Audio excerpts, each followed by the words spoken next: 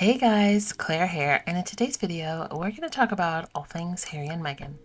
Now, I woke up to seeing videos and photos of Harry and Meghan joined by Kevin Costner, the 1805 live charitable event to raise funds for local first responders.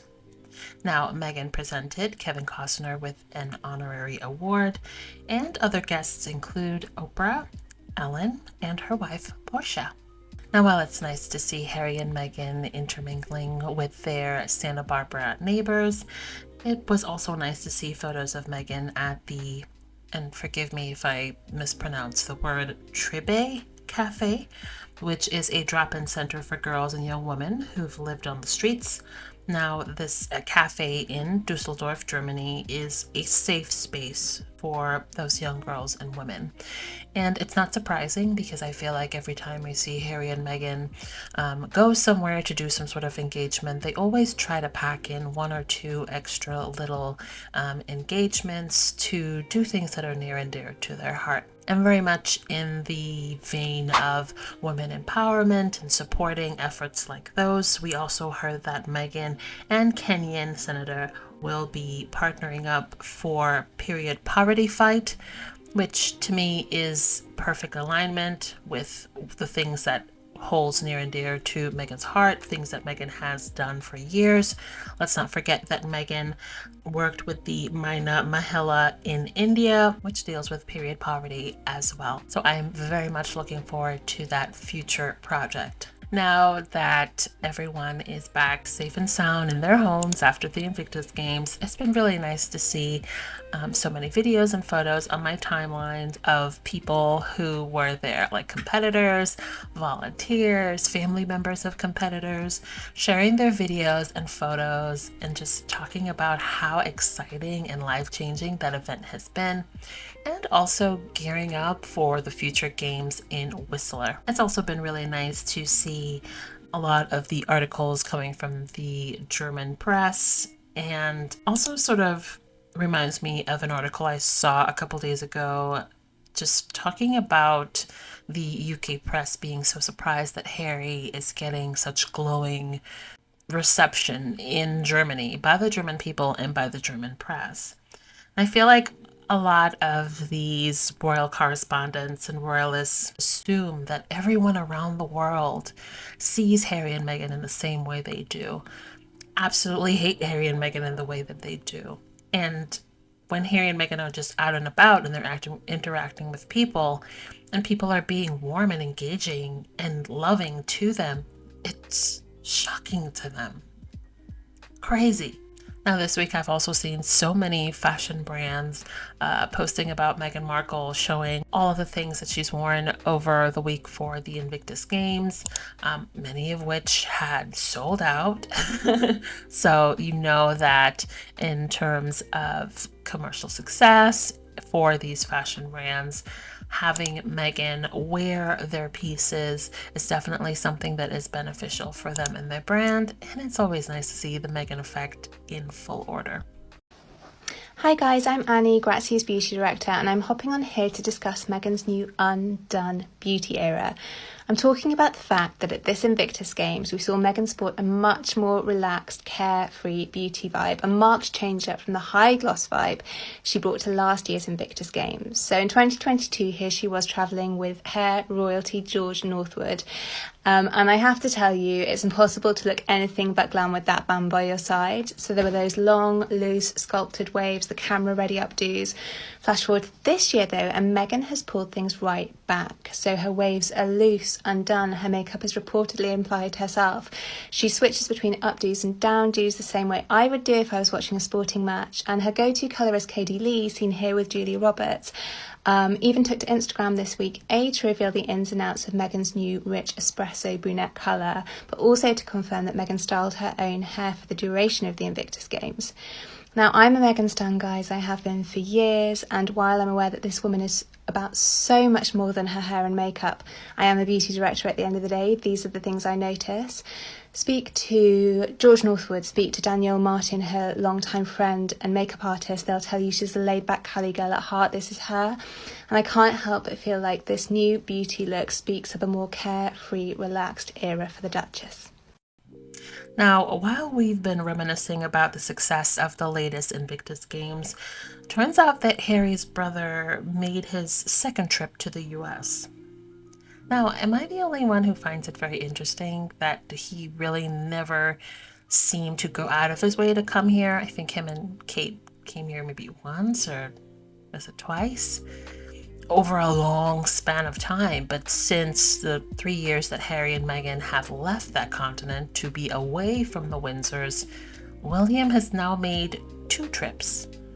Just saying, it's a little bit weird. Am I the only one who thinks that? Okay.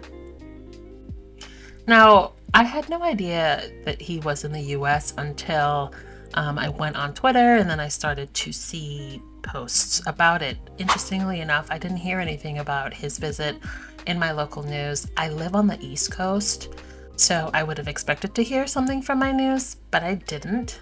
My mom lives in New York, and when I mentioned it to her, she was like, he is? Really? I didn't know. I didn't see anything on the news. So I don't know. You guys let me know. Did you see anything on your local news, especially if you live on the East Coast? So initially, I started to see screenshots of a few articles that were written about him.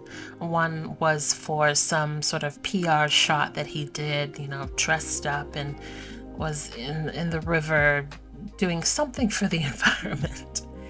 And my initial thought is, okay, that's interesting, but from what I've read, isn't there some sort of issues with sewage in the waterways in the UK? Isn't there issues with the water there?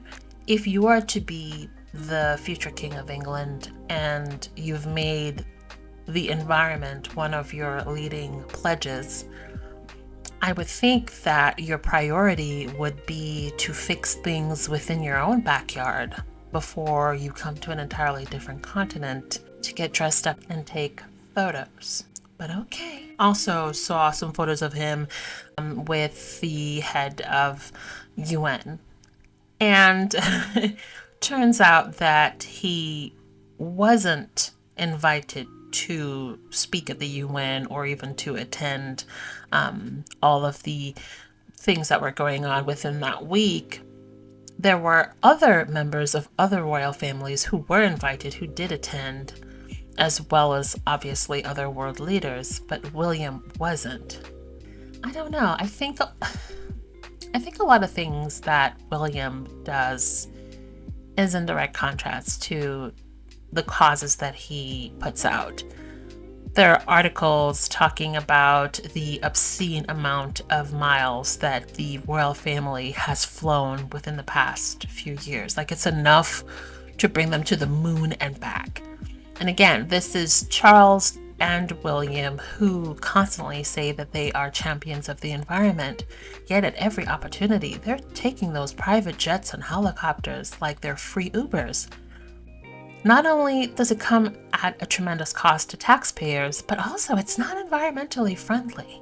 And correct me if I'm wrong, but I'm pretty sure I saw an article stating that, where Charles was having some sort of speech about the environment, and he invited people to fly in and fly out to this cause. And it's so hypocritical. So back to William. Turns out that he was supposed to meet up with the mayor, and then the mayor did not show up. There was even talk of him meeting with one of our favorite chefs, who is the head of the World Central Kitchen, who has a very close relationship with Harry and Meghan. They've done a lot of philanthropic work together. Meghan is even featured on the latest cookbook that has been recently released from the World Central Kitchen, so their relationship is pretty good. And all of a sudden, William wants to meet with the chef, but the chef and the mayor declined. So there's that. Make of that what you will. Is that this time Jose Andres is actually chairing a panel discussion at this summit involving past Earthshot winners. Now, he and his organization, World Central Kitchen, were one of Harry and Meghan's big early partnerships when they launched their Archewell Foundation in the early stages of their royal lives. So they were involved in, helping to fund a rescue center in the Dominican Republic and in other parts of the world too, and they've given him a load of cash. He got more in his grant for World Central Kitchen than any other organization they worked with, and between them, Archewell and World Central Kitchen have given meals to 50,000 needy people. So that is a lot of good work. Now, there's nothing to stop him from working with both Harry and Meghan and also Prince William, of course. He may well still have a perfectly good, healthy, positive, happy relationship with the Sussexes. But it's just really interesting to me because the way that Harry paints William and Spare is just so petty and jealous. The way he paints this sibling rivalry. There's that bit that people might remember where Harry says he wanted to get involved in charity work in Africa, but Willie, as he calls him in the book, said no. That was his thing, and they nearly came to blows over it. In fact, he says William blew up in front of their kind of childhood friends about it and started renting. So with that in mind, it can't really have escaped William's attention that Harry and Meghan had this big love-in with Jose Andres, and I'd love to know if he had any role in making this signing and getting him to this event in New York. Did the palace do it? I mean, they are partnered with Bloomberg Philanthropy, so it could have all been arranged that way. But I would love to know whether there was a little sibling rivalry dimension at play here as well. It certainly was unmissable to me as soon as I saw the name. And I must admit, I kind of scanned, I read the briefing document so fast. The first time I read it that I didn't pick it up right away, but once I kind of clocked who it was inescapable that this is a guy who, he describes Harry and Meghan as friends, not just partners, not just people he likes, but as actual friends. And yeah, it would be kind of unusual if William suddenly gave an interview to Oprah. That would be eye-catching and unusual. So it can't have escaped William's attention. It can't have escaped the palace's attention that this is a bloke who was really hand in glove with Harry and Meghan. Now, William, in his very short stint in New York, also went to a firehouse that Harry had visited years ago. And he even announced that he went for a jog in Central Park.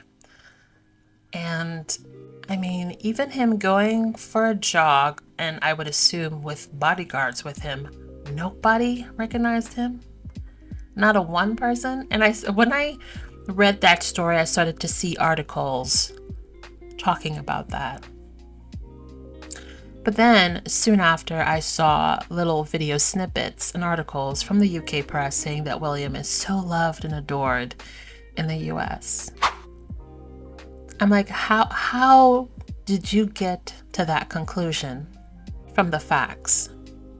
How?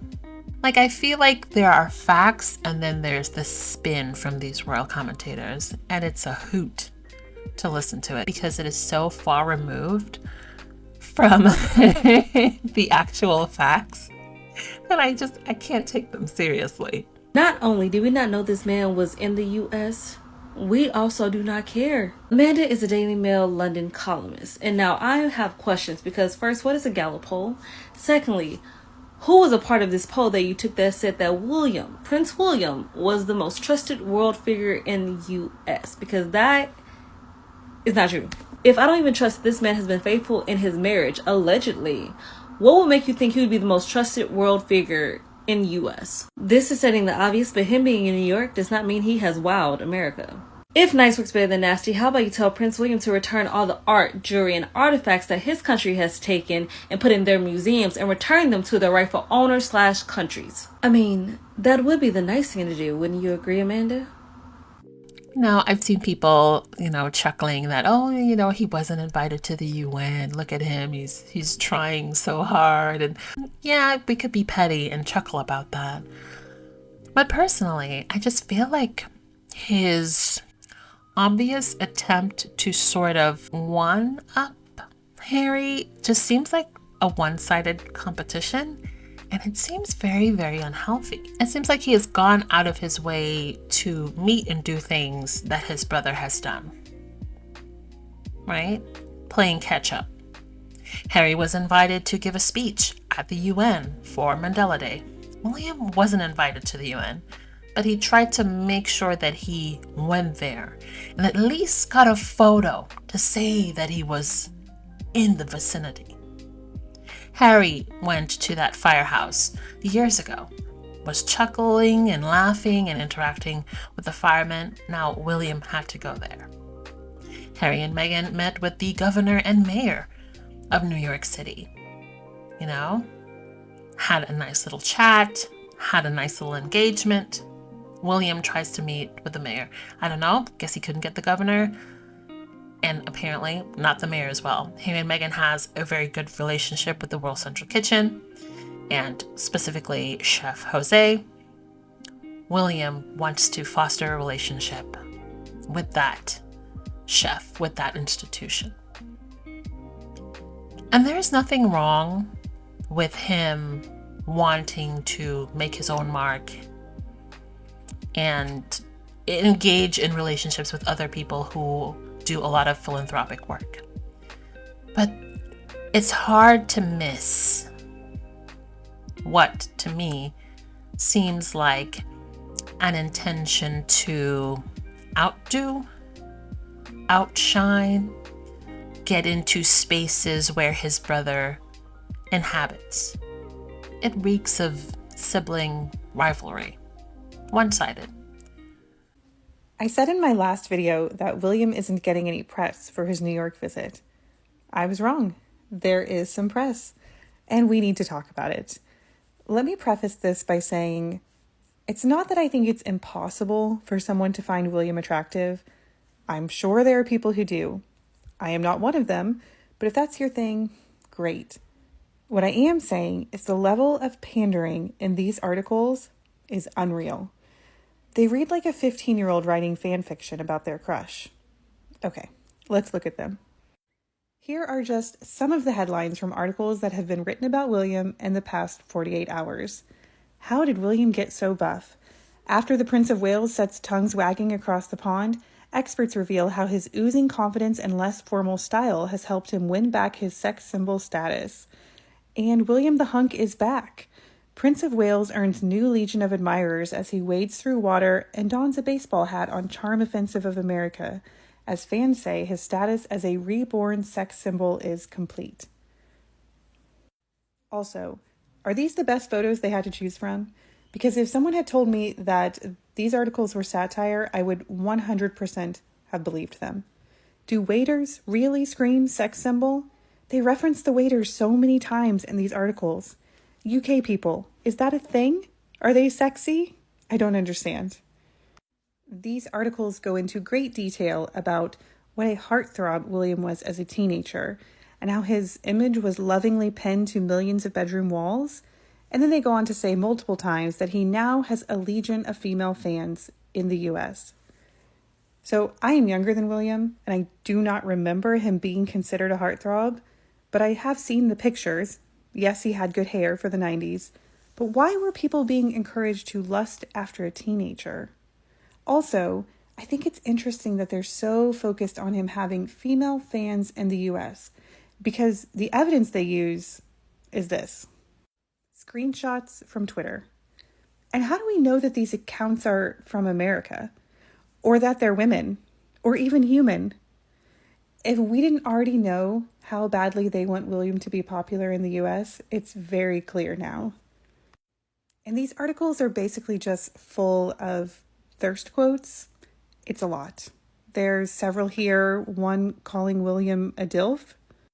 This article, written by Amanda Platel, starts out saying, "Holy moly, Prince William rocks up solo in New York wearing a cotton shirt, unbuttoned just enough to hint at a muscular chest," and goes on to say that him wearing waders and strolling nonchalantly makes him America's sex god. And after bringing up Harry and Meghan, because we all know that's what this is really about, It might be the last paragraph that made me the most uncomfortable. Was it the glimpse of his muscular forearms revealed beneath his rolled-up shirt, the broad masculine shoulders, or the very long, firm thighs straining against the waiters that sent women swooning? That is a mental picture I never wanted. Last one, and then I will stop torturing you. The very last sentence here. Any woman with a beating heart was thinking, if his arms are so hot, what else is? So why? Why are these tabloids making up stories about Americans swooning over William and him being a sex god? Because American media is telling a different story. American media says William went for a run in Central Park and no one noticed. I'm pretty sure if a sex god ran past me, I would notice. But again, no one in America cares what William is doing. Also, they probably didn't even recognize him. I've said in a previous video that before I started following Harry and Meghan, William could have walked past me on the street and I would not have known who he was. He is just so rarely in American media. But I also think there are a couple of more reasons. One reason is this. And another reason is this. The one-sided competition is real. I saw all of your tweets on X about how good Harry looked at Invictus. I think the upgraded wardrobe, the California tan have certainly done a lot for Harry. But it's also the happiness and the confidence that really makes him attractive. He is glowing from within. Plus, he adores his wife, which is also very attractive. But if I saw your tweets, so did they. They meaning the media and the Palace comms teams. They are absolutely watching to see who is talked about and what people are saying. And William can't have Harry upstaging him, right? Especially when William's been on a pedestal all of his life, even when it comes to his looks. So now we get these articles that barely even mention Earthshot or why he is in America, going into great detail to convince royalists and the UK that no, it's William that Americans are attracted to. As if maybe if they keep repeating it, people will start to believe it. But the other reason I think we're getting these over-the-top positive articles on William is best explained in this, a podcast episode of Tortoise called William and Rupert, the Prince and the Press Baron. Prince Harry believes that his brother made a settlement with News Group in early 2020. But he doesn't disclose the terms or size of this settlement in his witness statement. It may be that Prince Harry doesn't know. But it seems to me that Prince William's future subjects should know these things. We ought to know, for example, if Prince William has signed a deal which prevents him from saying certain things, or if he settled, in part, for positive coverage in newsgroup titles, or if he's agreed not to criticize newsgroup titles. This is not the first time it has been suggested that William took the settlement in exchange for positive press, and it can't be denied that the coverage of William and Kate versus Harry and Meghan is vastly different. One of the articles I discussed earlier was written by Amanda Plattel, who was an employee at The Sun at the time illegal information gathering occurred. Here is a side-by-side of her most recent article on William and her most recent article on Meghan. Never mind the Invictus family, Meghan. What about the relationship with your own father? And as you can see, this was published just days before Thomas Markle appeared on Good Morning Britain. She has also been one of the loudest critics of Harry, even throughout the release of Heart of Invictus and the Invictus Games. Yet she describes William as an American sex god and describes his straining, firm thighs. There's no denying there is a bias here. And it's not just coming from Amanda. It's almost like a script is handed out and they all just parrot the same talking points. But who is writing the script? And what is more interesting is where is the money from the settlement? Prince William and his wife Kate run the Royal Foundation. It's a charity that raises money for causes they support, ranging from the environment and the Earthshot Prize, a decade of action to repair our planet, to education and Kate's Early Years program. I've dug out the Royal Foundation's published financial accounts for 2020, the same year Prince William allegedly settled with News Group. And there is something. On page 29, under a table summarizing the Foundation's income from donations and legacies, there's a note which reads, Included within unrestricted grant income in 2020 are amounts from a certain funder, of which £750,000 has been designated for the Earthshot Prize and £340,000 has been designated for the Early Years Programme. Those two numbers, which make up a single grant from a certain funder, add up to £1,090,000. So while it's only speculation at this point, it is possible that Rupert Murdoch, a climate change skeptic, funded Earthshot. And it's also possible that William sold Harry and Meghan's privacy while buying his own. It now seems that Prince William got his settlement. But what of the others? Sarah Ferguson settled as the Duchess of York, or Prince Andrew's former wife, her claim against News Group in December 2012. It's hard to imagine that Prince Andrew himself didn't settle, or, come to think of it, that the future Queen, Kate, didn't settle. In fact, the more you think about it, the more likely it seems that the only royal family member who hasn't settled is Prince Harry.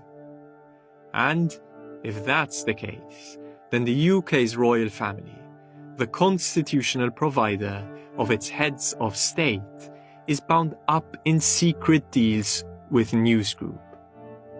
And that matters, because there might be a conflict between the public and royal interest. And unless any such settlements see the light of day, then we don't know who's serving whom. Do y'all remember before Meghan Markle got married to Prince Harry, her father was out staging paparazzi photos of him getting fitted and ready for the wedding. After he was disinvited, he was sitting at a computer so sad, just looking at pictures of his daughter with Prince Harry. Now he wants Meghan Markle to know that he really misses her, he wants to see her, and he wants to see his grandkids. By going on Good Morning Britain and letting the world know, Mr. Markle begged Meghan to let him see his grandchildren, adding that he has not seen her for 5 years since he was laying in a hospital bed. I'm heartbroken. I'm very upset. This is a cruel thing to do to a grandparent, to deny the right to see a grandchild. In California, I can actually sue to see them, but I don't want to do that. Just because going publicly on TV to say that you want to see her and that she's being cruel isn't bad enough, but then threatening to sue her saying, but I'm actually not going to do that to you, but I can. The other thing is, I've done nothing wrong. I'm a really loving father and she knows that, and there's no excuse for treating me this way, no excuse to treat grandparents that way. Meghan lived with me from 6th grade to high school and I never saw anything like that. I never saw the kind of woman she turned into. I'm shocked. She is not the person I knew as my daughter. I'm pretty sure Meghan Markle is looking at her dad like, you're not the father I once knew when you decided to sell my letters to the media. Now remember, this man is publicly going on TV saying, I want to see my grandchildren. Right? So then when he was asked whether he thought Harry was to blame, Mr. Markle said, I think she has an influence on Harry more than he does on her. Such a wild thing to say my daughter is keeping me away from my grandchildren, and it's so cruel. But again, I'm on TV co-signing the nasty narratives they're spinning about my daughter. I am always here for her. I still love her. I'll love her forever. That will never change. But I want her to reach out to me and let me see my grandkids and let me have a little peace. People go to prison for 5 years and they're forgiven. I didn't do anything, so forgive me, I guess. When talking about Prince Harry, he says, I'm open to it anytime, but I don't see it coming. He's not open to peaceful solutions, I don't think, and I don't think either is Meghan. Unless both are on board, it's not going to happen. Do you know what I took away from this story? This is the same week that Prince Harry and Meghan were seen laughing, enjoying life. There's nothing negative to say about them, but we really need a story on her. So let's bring her father and we're going to interview him and make sure he says some mean things about her, because actually leaving them alone and allowing them to live in peace is not allowed. Honestly, Meghan Markle's dad is a true definition of what a narcissistic, toxic parent is. Because the fact that every time this man decides to talk about his daughter, he always talks about her in such a negative, disrespectful way. We all know he's doing it for money, right? He doesn't really care about his daughter. Because her mom, she never says anything. Like, I've never heard that woman talk before. She's never done any interviews before because she's not a bad parent. But he, oh my goodness. The fact that in this video that this creator does. He talks about how he wants to see his grandchildren and he could sue, but he's not gonna sue. And then he talks about how his daughter is a bad influence on Harry. Like, the amount of disrespect. Why the heck would she want you to see her kids when you always talk about her in such a horrible... So Harry and Meghan have been at the Invictus Games the entire week. Invictus Games is something that's very important to Harry. Of course, Meghan is a supporter as well. Last night was the closing ceremony, and mom and dad look great, especially Meghan. Look at the dress. Look at the floral details. Like, come on. She's just having like the most fun month. And honestly, I just love seeing her smile. After everything her and Harry went through, I'm happy seeing them happy and together. All them royals talking about, oh, they're on the way to divorce. Baby, did this look like a divorced couple to you? Does this look like it? Ha! This is America's royal couple. Can you make a video with all the clothes she used in the Invictus Games? Of course I can. Let's start with September 12th, 2023. On day 3 of the Invictus Games when Meghan arrived. She wore a black dress by Banana Republic Factory, a belt by Bottega Veneta, and pumps by Aquazzura. On September 13th, 2023, on day 4 at the wheelchair basketball match, Meghan wore a white sweater blazer from J. Crew, which I believe there were so many orders for it broke J. Crew's internet. High-waisted white shorts from Staud, slingback flats from Chanel, and leaf earrings by Luna Sky. Again on September 13th, 2023. At the swimming finals later on that day, the Duchess wore black skinny jeans from Frame, a black tank, and a white blazer from Celine. On September 14th, 2023, while attending a sitting volleyball match on day 5, Meghan wore a white sweater vest from La Ligne, white jeans by Frame, and black Aquazzura flats. And later on that same day on September 14th, 2023, she changed into a fall-appropriate bronze silk blouse from Legence and slacks by Gabriella Hearst at an event for NATO veterans and their families from Italy and Netherlands. She accessorized with Miu Miu sunglasses and suede pumps by Manolo Blahnik. On September 15th, 2023, for a cycling event on day 6, she wore the Celine blazer she wore earlier that week with a Zara jumpsuit and Yves Saint Laurent sandals. She accessorized with sunglasses by Crew and earrings by Bottega Veneta. Later on that same day, on September 15th, 2023, for the sitting volleyball finals, Meghan wore a navy belted shirt dress by Carolina Herrera. And again on September 15th, 2023, Meghan wore a gray sleeveless dress by Toteme and pumps by Dior to the True Patriot Love reception at the Hilton on day 6. On September 16th, 2023, at the swimming medal ceremony on day 7, the Duchess wore a cream trench coat and matching pants by Cuyana and heels by Aquazzura. And on September 16th, 2023, at the closing ceremony of the Invictus Games, Meghan wore a teal strapless dress by Cult Gaia, Aquazzura pumps, and Kimara diamond hoop earrings. But can we also take a moment to appreciate how good Harry looks? He is looking hot in that all-black outfit. They are such a stylish, gorgeous, kind couple. And I wish them the best and happiest life. This photo of Camilla and Prince Charles might be the most casually Caucasian picture ever taken. It's elitist. Its importance is entirely imagined.